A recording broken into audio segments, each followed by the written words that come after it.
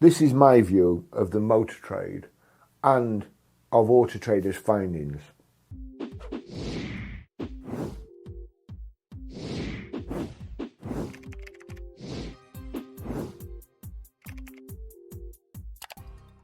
Let's talk about the used car market, because according to Autotrader, 2026 has started with momentum. It's first week of January. We're told there were 7.8 million used car transactions in 2025. Prices have stabilised, and 2026 could hit 8 million sales. On the surface, that sounds bullish, to say the least. But when you actually break the numbers down, this isn't a booming market. It's a distorted one. And it's being distorted on purpose. Some parts are doing very well, while others are still hurting badly. Let me show you what's really going on. I'll rephrase that. Let me show you what I think is really going on. So first, the positives. Autotrader says retail sales finished 2% higher than 2024. December alone was up 4% year on year. Why would that be? It's a short month, December, with Christmas and New Year. Nearly 1 billion site visits in 2025. Around 32 visits per second in quarter four. Again, this Autotrader need to be censored.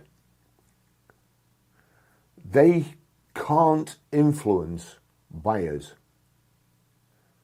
If we did this as car sales and we told people that electric vehicle owners have had a brilliant experience and they can save £1,500, we'd get in trouble. We'd get sued. We'd get accused of being liars. But yet they can. And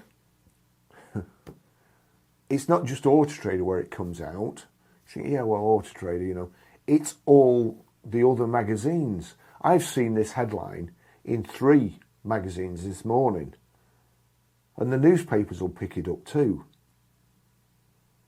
That's some power. That's some influencing power. That tells us something quite important. Demand hasn't gone away. People still need cars.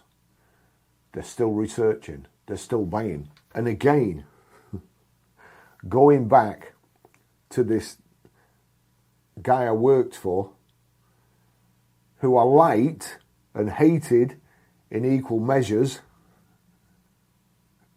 who are respected and loathed in equal measures,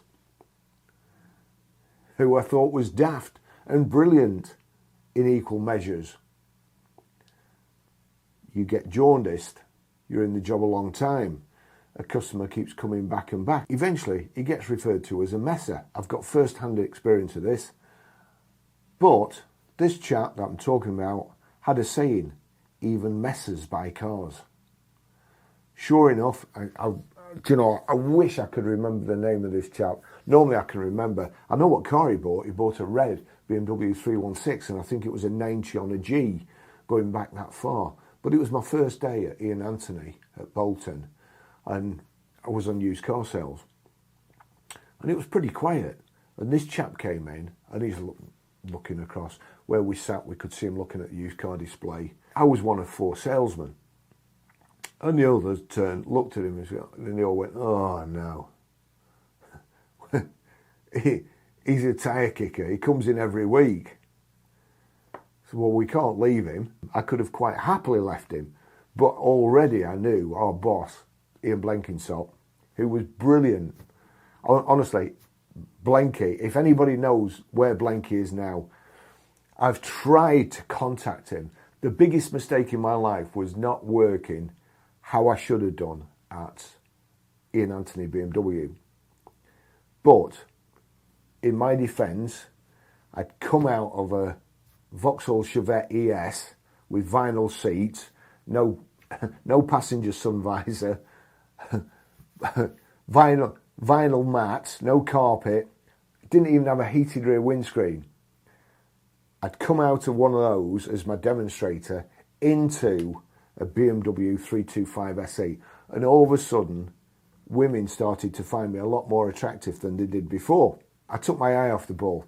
I really like Blanky, and I've always wanted to be able to apologise to him face to face, because he gave me the chance in the motor trade and I didn't take it.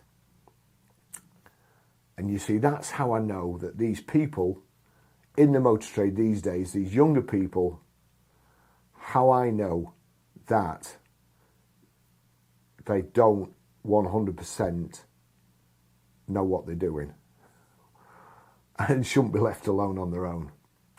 So anyway, if anybody's watching who knows Blanky, please tell him that Barrie Crampton wants to apologise wholeheartedly and to say that he was probably the best boss that I have ever had. I learnt so much in a very short space of time. Unfortunately, not enough.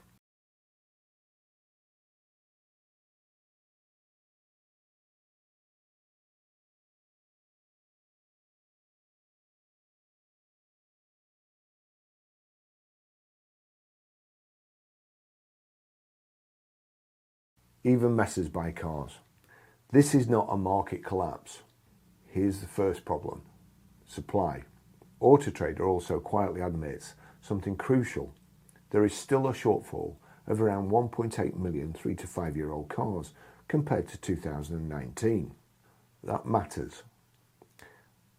It matters a lot, because it means prices are being supported by scarcity. Competition for decent stock is fierce. I put an addendum to that. Competition for decent stock is fierce amongst other independent dealers, because the franchise dealers are bottled up with EVs, pre-registered vehicles that they've got to get rid of at any cost, which means that they will burn a customer to get rid of that because it's a depreciating asset. And basically, this sounds stupid, but £1,000 loss this month is as good as £1,000 profit next month, because it will go down again. You've got to get rid of them, and they're under constant pressure, and they will be for the next few years. It's just going to get worse and worse, because they've got this stupid ZEV mandate target to hit, which they'll never hit. It's not like they can hit it and then go on and concentrate on making money. They're not going to hit it. They'll never get to where they can sell enough EVs to start concentrating and making money. Because as soon as you do that, you're on to the next year and you're on the treadmill again. Plate spinning. You get to the M1, plates dropping off the first one. Carpet rolling up behind you. As fast as you're going up laying carpet, it's rolling up behind you. You're not getting anywhere. Let me tell you why the margins are under pressure despite stable prices. Petrol and diesels are stable, EVs aren't, they're dropping, which means that EVs are becoming very, very, very good value if they suit your needs. They're fantastic value if they suit your needs. But used EVs are only 4% of the market. So imagine 4%, and then you've got ICE and diesels at all these other garages. What do you think they're going to do? Just sit there on their hands, not react, not fight back? All the decent sales managers will be thinking, oh, flumming heck, I'm going to have to get my prices in line with these EVs, otherwise I'm just going to be sat on them. And pretty soon, these will start dropping.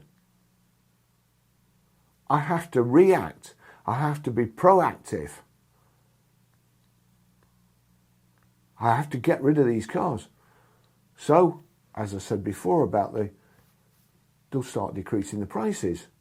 And again, all of a sudden, it become a race to the bottom. So don't think this is going to continue. Don't think that the UK dealers are going to sit on 96% of the stock while 4% of the dealers make money on selling used EVs, because it's not going to happen. This isn't a healthy, balanced market. It's a market being held up by lack of supply, not excess confidence. Who's actually winning? Now, I think this part's fascinating. Independent dealers gain share in the 1 to 5 year old market.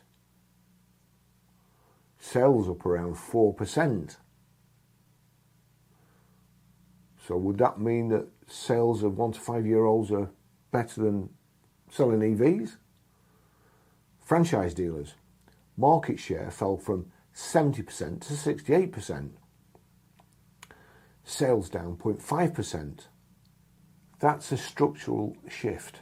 Independents are thriving on older stock, cheaper cars, faster decisions, whereas franchises are exposed to nearly new pricing pressure,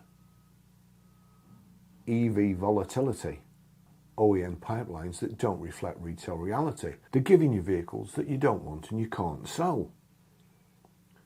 For instance, going back, there was a guy called Octave Botner who was, I suppose, Datsun Nissan importer. And he had a glut of, I think they were left-hand drives. I know there were Nissan Europes that had an Alpha engine, and I'm sure there was left-hand drives.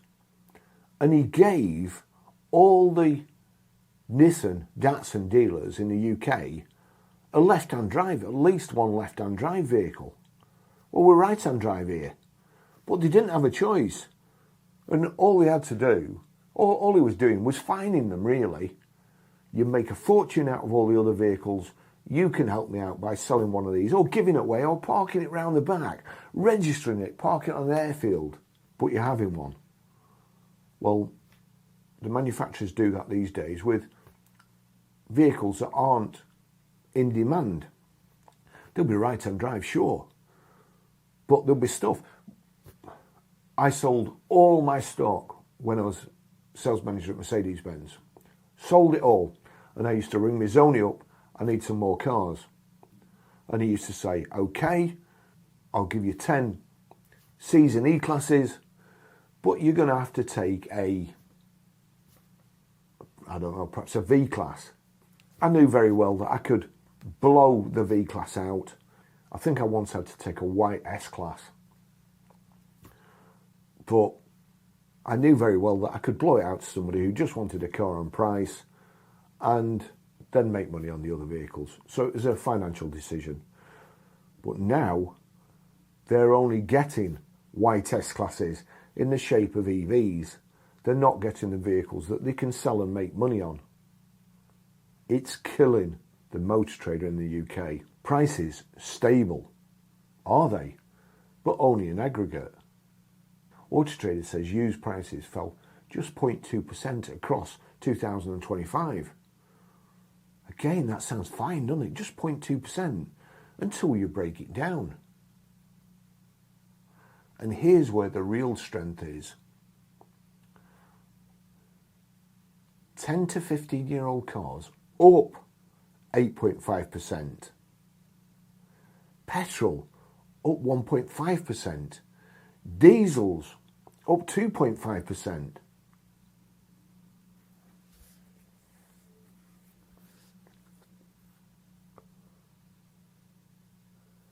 Now look at the other end. Nearly new cars, down 2.7%. Used EVs, down 7.4% year on year. The vehicles that you can't sell, that you can only sell on price, are down. The ones you can only sell on a financial decision and not, oh, I really want that. So let's be clear. The market is being driven by affordability, not aspiration. There's only a few people that really want an EV. At the moment, older, cheaper cars are doing the heavy lifting. Autotrader calls 2025 a hugely positive year for EVs. I suppose, yes, in some ways it was. Used EV demand up 28%. Sales up 52%. EVs selling 5 days faster than petrol cars.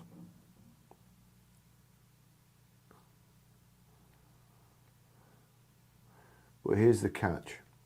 Used EVs are still down 7.4% year on year. Nearly new EVs are still falling because they're being pre-registered faster than they can sell them, and they're having to reduce the new ones so the old ones go by. Faster days to sell doesn't mean higher margins or value recovery. It does in petrol and diesel, but in EVs it means price cuts worked. This is volume driven by price, not confidence returning. Great for buyers, great for platforms like Autotrader, who are getting paid to advertise these cars month on month. If they don't sell, they still get paid. But it's painful for anybody holding 2021 era EV stock. It's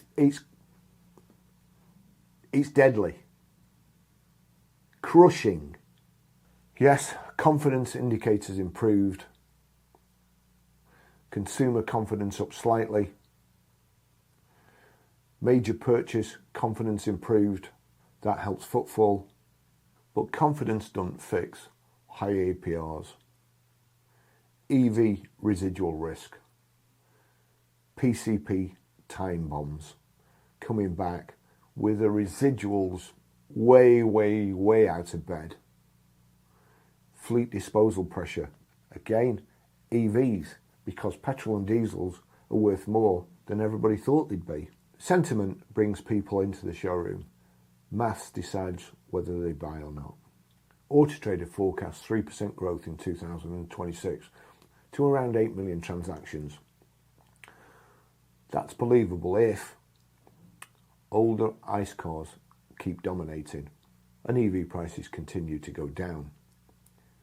Independents keep gaining share and supply shortages don't suddenly unwind. It's not a boom, it's a new equilibrium. In closing, yes, the used car market has momentum, but it's not universal. It's a strong market for older cars, affordable ICE cars, fast-moving independents, cash-conscious buyers, but it's still a tough market for nearly new stock. EVs, EV residuals, franchise groups, and to be honest, anybody relying on the data that's pushed to you by the likes of Cap and Autotrader and who can't use their own common sense. The market hasn't gone back to normal. It's found a new normal, and not everybody benefits from it. Let me know in the comments. Do you think this is a recovery or just a market being propped up by shortages? And if you're in the trade, tell me where you're actually making money right now. I know the EV guys, they're on to me every day and they say it's dire. Despite what you see in some newspapers and Autotrader telling you that EVs are on the up, the people I speak to, the dealers, the same dealers who advertise on Autotrader, are telling me a different story completely. I would really appreciate your comments. Thanks for watching. See you in the next video. Bye-bye.